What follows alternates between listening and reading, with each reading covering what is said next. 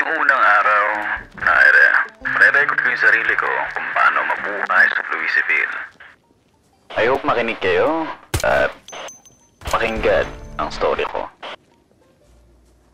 Ngayon, ang unang araw, try ko punta sa mga pawn shop kung saan doon nakalagay ang mga military equipment na binibenta dito sa Louisville. Pwede akong mag-imbak ng maraming gamit kapag marami akong pwedeng pandala sa aking katawan. Ang pinoproblema ko ngayon is marami ang resources na pwede kong pagkuhanan ng mga material na pampako, pambarkada.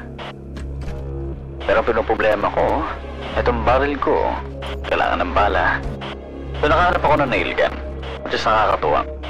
Nail gun medyo tahimik at marami akong pwedeng pagkuhanan ng bala mula sa mga pintuan, bintana, at sa mga warehouse.